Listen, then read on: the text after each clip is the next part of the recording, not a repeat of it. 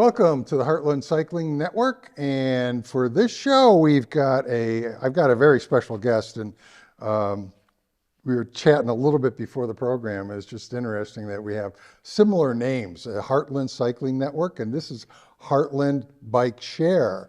So I got Benny Foltz with Heartland Bike Share, but actually it's sort of like Roam Share, and you do business as different companies or different bike sharing networks. Tell us a little bit about that. Sure. First. Yeah. Well, yeah. So Roam Share is our parent legal name, and Roam Share is a 501c3 nonprofit that's in the bike share business throughout the Midwest, and we operate 3 different bike share programs. Okay. So we have 3 DBAs. Yeah. So we got Bike Link or Bike LNK in Lincoln, Nebraska. Okay. Valentine Bike Share in Valentine. It's one bike share station. That is also North America's most rural bike share station. Okay, I was going to say, it's got to be. Yeah. Yep, and then we have Heartland Bike Share, which formerly known as Heartland B-Cycle. Right. So we rebranded that this year, dropped the word B-Cycle because nobody really knows what that means, and just call it Heartland Bike Share. Okay, and you're going through the rebranding, and you're probably getting all that taken care of with the look at all the different stations and the bikes themselves. Yeah, it's probably a long process if you just did that. We actually started it last year. Oh, you did? But we officially made the announcement this past Thursday. Okay. So the Heartland B-Cycle color scheme was red and blue, and so our new color for Heartland Bike Share is purple. Yeah. With this new logo, right? And so you'll start to see the stations being rebranded to the purple, and then the big announcement we had was that in our Omaha, the Heartland Bike Share program, we used to have classic bikes and electric bikes, a hybrid. But we have officially retired all of the classic bikes. Why was that? And we are 100% all electric bikes. Okay. So the short answer is the e-bikes are just ridden more. So in 2022, we did about 65,000 trips. Oh, wow. Yep. Half of the fleet were electric. Half were classic. The electric bikes did 95+% of all the trips. So the classic bikes they were just sitting there. Yeah. Taking up space, right? Well, and since I do own an e-bike, I know how helpful they are when it comes to hills. And Omaha has a few hills. Our topography is hillier than most people think, right? And bike share has evolved from this recreational, fun and exercise type of activity, which it still is. I don't want to dismiss those things, to public transportation. And the e-bike is now getting people, with bike share especially, we're serving populations that are using the bike share, the e-bikes, to get to work, to get where they're going, and then getting back. And that's it's a huge difference compared to when I first started doing this, where it was not really utilized as much as public transportation. Well, I see, in terms of the map, it's like most of your stations in the metro area are east of 680 and north of I-80. Yes. There's some down in Sarpy County, I know, like at Twin Creek and Prairie Queen and over at Weirspond Lake. And those, I think, are more for the recreational user. Yeah. But with all the stations, how many stations do you have in the area? We have over 80 for Heartland Bike Share. We have 21 in Lincoln, and then the one in Valentine. And I say over 80 because we're always shifting for the Omaha Metro. We're adding about 12 more before the College World Series, hopefully. But we're also retiring some, and we're relocating some. And is that just based on usage or whatever? Completely. And then we're always looking at, where strategically does it make the most sense to put a station. A lot of thought has to go into it because every station we have, we lose money on. Not a single station turns a profit. Oh, no. Yep, and that's why we're a nonprofit. Okay, well, and we're not in the business. You're really a nonprofit. We are truly, But you really need to make some money, though, to pay the bills. Our fare box recovery is like 10 to 20% at best. Okay. And so about 80%, we're writing grants, getting sponsorships. Okay. So if anyone wants to sponsor us, go to our website. Yeah, you can go to the website, which is heartlandbikeshare.org. Or our new one is roamshare.org as well. But yeah, so we do not make much money but no public transportation system does, right? Yeah. No bus, Yeah. no subway, nothing in the U.S. anyways is turning a profit. But so every station that we're looking at installing, we got to be very mindful of why are we putting in there? Is it a underserved community that needs more public transportation, which is huge for us? We have an equity program. Right. Is it a recreational area by a lake, which always does well, like you mentioned? Yeah. Walnut Creek, I mean, Berry when Queen, I go out Chaco. around some of the lakes, I see a lot of the e-bikes in use. Yeah. And I think that's great. Yeah. So we have 6 stations in Sarpy County now. Bellevue, Chaco Hills, which is the number 2 or 3 station. Really? Yeah. Since we added e-bikes out at Chaco Hills, that station's just super busy all the time. And then we added 2 more in Papillion last year. So Papillion has 4 total stations. Okay. And Papillion has taken off. So those 4 stations last year ended up in our top 20. But those are more recreational trips than they are transportation. But like you mentioned, the downtown urban core, Right. those facilitate a lot of transportation. Yeah. How does the program work for those people that really don't know? Sure. So our stations are open 365, 24/7. So their bikes are always available. You have to buy a pass, whether it's a day pass, a monthly pass, or an annual pass. And they all provide unlimited 60-minute or less trips. Okay. If you're approaching that 60-minute mark and you still want to ride, you just return the bike and then you check it out again, or you check another bike out that might have a full battery. Right. Okay. You can check out from any station, return to any station as well to close the trip. It doesn't have to be that same station. And most people are now using our app, which is a B-Cycle app, to purchase the membership. And on the app, you can see how many bikes are at each station, where's the next closest station. I think that's one of the good features of the map. Yeah. That it actually shows you how many bikes are at the station. You say that you have an hour, and then you have to return it. Otherwise, you get charged extra. Correct. $5 each additional hour if you keep it beyond. Which really is nominal. It's not too bad. All our rates are below the national average, for sure. So I mean, they take and for transportation, I mean, it really comes in handy. I mean, they go from point A to point B and they park the bike and they walk away, and then they come back and get maybe a different bike, when they return home. Later on. That's the beauty of sharing. Yeah. You don't always get the same bike, so you have to accept that. Let me ask you this, because I know that like the Twin Creek station, and I know the station, I think over in Council Bluffs, right by the Wabash Trace. Oh yeah. I think there's solar panels for charging. Is that right? Yeah. So we have. But are all the stations that way? No, we have 3 styles of stations. Our originals, which we call the 1.0s, the legacies, they are either plugged in through AC, electrical, right? Or solar panel. Okay. So of those, about half are solar and half are electrical. The solar panels charge these batteries that are inside the kiosk that then power the station to unlock or lock the bike. The electrical ones, have electricity. And then our new style of docks, which we call these 3.0s, which are at a lot of the orbit stops. We just installed a new one in Council Bluffs on the First Ave Trail. Those are individual docks, and they have lithium-ion rechargeable batteries inside them that we swap out every 3 to 6 months. Okay. So the power source is in every dock. Okay.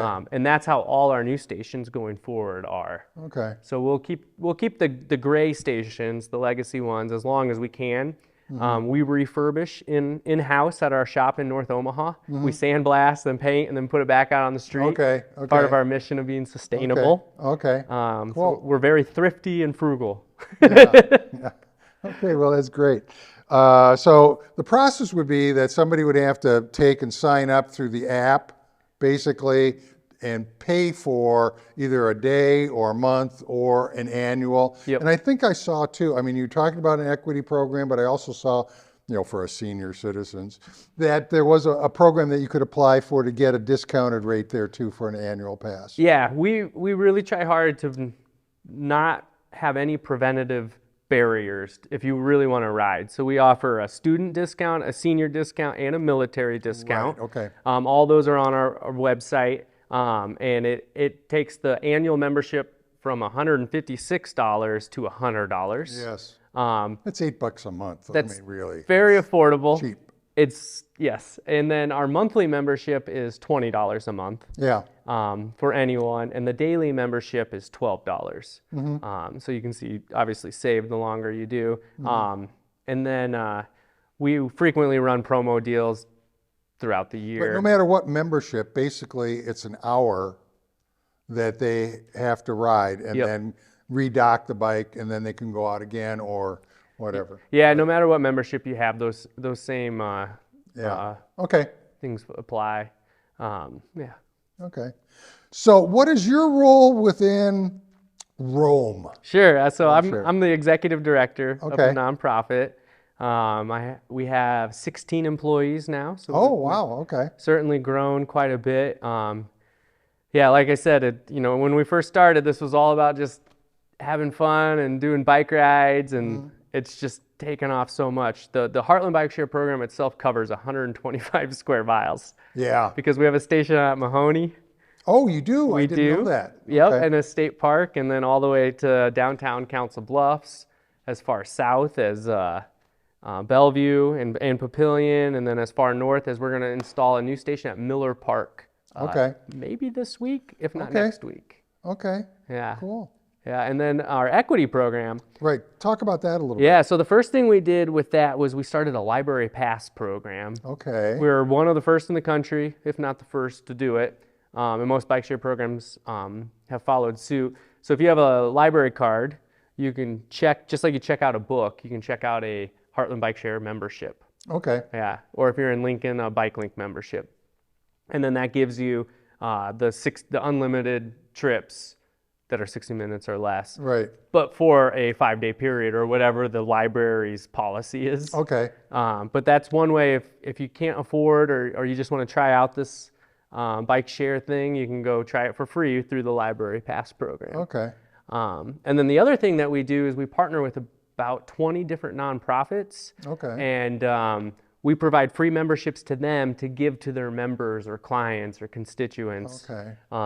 And that has been a huge deal. Our equity program did over 5,000 trips last year alone. Okay. Yeah. Excellent. Yeah. Well, I know having a bike available for transportation is very liberating for individuals, especially if they have to use it for work. I mean, it's just a great way to get around. And Omaha is fairly bike friendly, okay?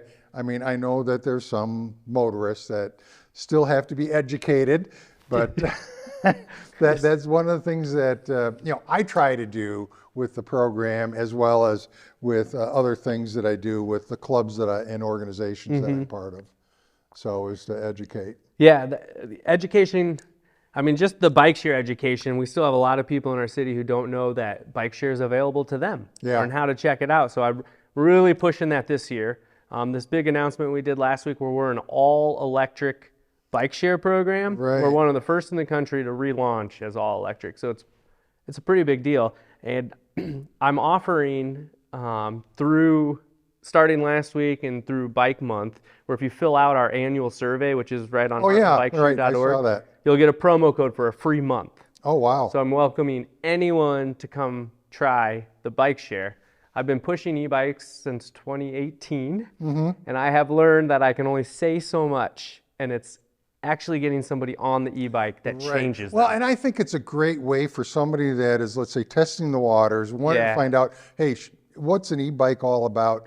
And yeah, you can go to the dealers and you can take and do test rides, but that's just a test ride. Yeah. That's not the same thing, where here you can get and use a bike, an e-bike, and actually get to know it a little bit and feel it and say for an hour. I mean, it's like, okay, or even longer. I mean, if you have a day, you just have to just dock it and then take it out again and go. So, I mean, you have a lot of opportunities to really get to feel it. And, some of the lakes, and I know like Weirspon, Chalco, I mean, there's some pretty good hills there, okay? So that's one way to test out how well an e-bike will perform for you. And there's a lot of people that I know, including my wife, who has an e-bike, by the way, because of, let's say some physical issues, okay?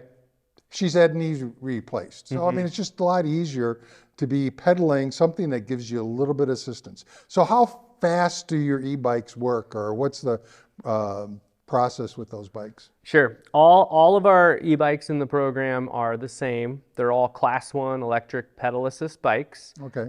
Typically, a Class 1 provides an assist up to 20 miles per hour, and that assist is only when you're pedaling. Right. So there's no throttle on our bikes. As bike share bikes, it actually stops at 17 miles per hour. Okay.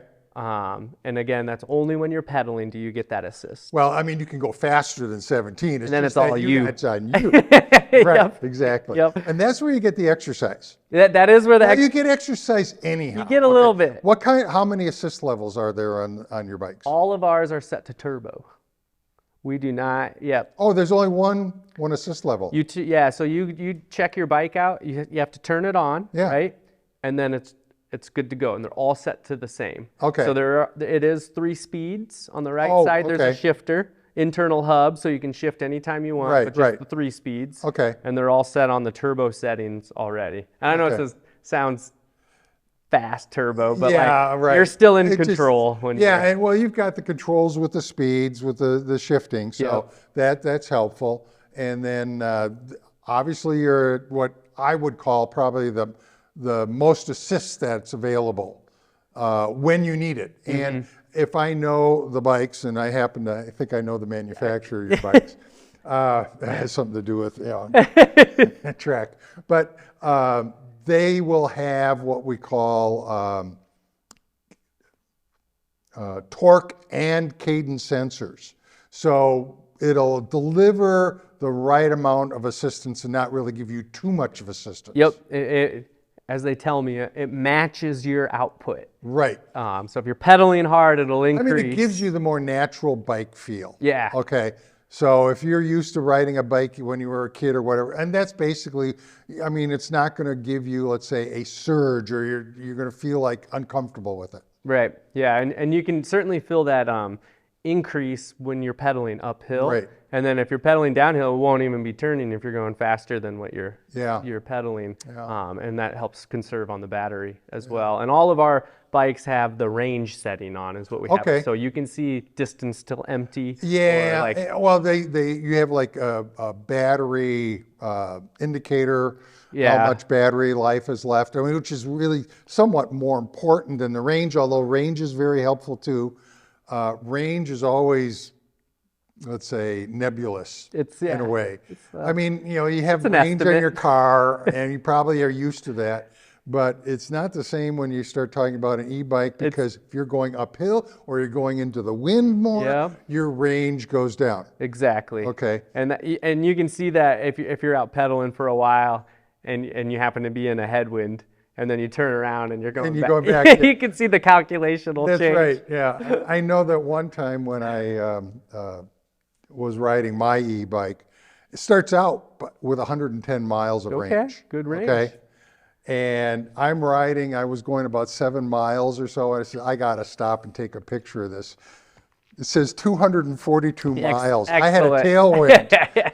Okay. Of course, when turning around and coming back, that dropped to almost 0 by the time I got home. Yep, that's a perfect example of how that works. Yeah. But I had plenty of battery left to make it back to where I needed to be. And we always encourage riders to check that battery level or the range before they check out. And most people learn the hard way, I feel like. And then well, you can still pedal the bike. You got 3 gears. It functions just like a classic bike if you don't turn it on. Yeah. And so you can still get around. You're just moving slower and using more energy. Yeah. Okay. Well, there's something coming up at the time that we're recording this today. Bike Month is coming up. Yes. I mean, this is April, but May is Bike Month. There's a lot of things going on. What is Heartland Bike Share going to be doing? Yeah, so this year we're really focusing on that promo code. So we're trying to get as many people to fill out the survey. We use that data and share it with our funders, and it helps us secure grants. But then we're pushing for people to use the promo code for that free month. Okay. And then I always, if anyone wants me to come demo an e-bike or the station, I love doing that. and you can email us from our website as well. Okay. To do that. So really for Bike Month, we're pushing that. We'll support other events like what Bike Walk Nebraska might be doing, or Right, whoever right. else will help table events and stuff for Bike to Work Day. Right. Is usually when we do that one. Yeah. Okay. And I know, since I am a member of the Bellevue Bicycle Yes. Club, there's another plug for that. But anyhow, we are going to be doing, we always have like a little station down at Twin Creek for Bike to Work Day. Okay. So, and then of course that's right close by to the Twin Creek Heartland bike share station as well. Yeah. Yeah. And that station, that's a top 10 station now. I was too. going to ask you about that. I know that when I go there, there's a lot of bikes that are checked out. A lot of times there's no bikes there. So yeah, we're out balancing every day, you know, and ideally, you know, the way you want to work a bike share station is have it half full. That's Right. the ideal setting, because you need half the docks for people to return a bike to. So it's not like we want a station full or empty. Those are actually, you know, bad signs, because we need to have people be able to return the bike. That's right, yeah. And so with Bellevue, it is far away from any other station, you know, but they're all accessible by trail. Right. So you can hop over to the First Street Plaza in Papillion, or you can ride it to Exarban or into South Omaha for the next closest station. I know that we've asked Bellevue Parks a couple of times, and I think maybe they'll actually do a number count down there. We sort of sense that that is a very highly used trailhead. Yes. Just because, I mean, the number of people, I mean, we always start our rides there, or I should say the Bellevue Bike Club starts some of their rides there, the weekly coffee ride. But we also maintain maps distribution in a number of the kiosks. And that kiosk that's over at Twin Creek is the #1 kiosk for map distribution. Okay. And I see free water there sometimes too. Yeah, although what's nice, they have a drinking fountain down there now. Oh, okay. They put that in. It was turned on last weekend. I'll have to go check it out. That's Yeah, exciting. We'll post that. Okay. And it's actually something that you can fill water bottles at. Great. So, I mean, it's a water bottle as well as a drinking fountain. All right. Nice work. Yeah, that's cool. I mean, we heard that Bellevue was going to be putting that in, and they did. Good. So I think that whole area is probably going to start developing even further. Yeah. I think we'd like to start seeing even a shelter there, and maybe some permanent restrooms. Yes. We've always, the Bellevue Bike Club had been paying for the porta potty down over there, and it's been very helpful. I've used it many times. Thank you. You know, and that trailhead parking lot is a great example, similar to Chaco and then the Prairie Queen, Walnut Creek in Papillion, where folks used to drive to those parking lots with their bicycle, Yeah. and then unload their bike, go for the bike ride, come back, load it on their bike, or load the bike back on their car and drive home. And now we have a plethora of people who are driving to these parking lots without their bikes, and then they're just checking out one of our bikes. Yeah. And they don't have to worry about driving across the city with their bicycle, unloading and loading it. Yeah. Well, and for that particular station, I know that if you went up the Keystone, you'd get into the Exarban Village area, and you got at least one station in that six. area. You got 6 in that area. Yep, and we're looking at actually kind of relocating a few of them and putting in some new ones as well. So, Yeah. Wow. And then you can keep going on. We installed a new one last year at the Orbit stop at 77th and Dodge. And we're finishing our Orbit expansion. So we partner with Metro Transit, great partner. And we're installing new bike share stations at the Orbit stops. And we'll wrap those up hopefully next month. Okay. Okay. So there's some plans and expansion that's going on. Yeah.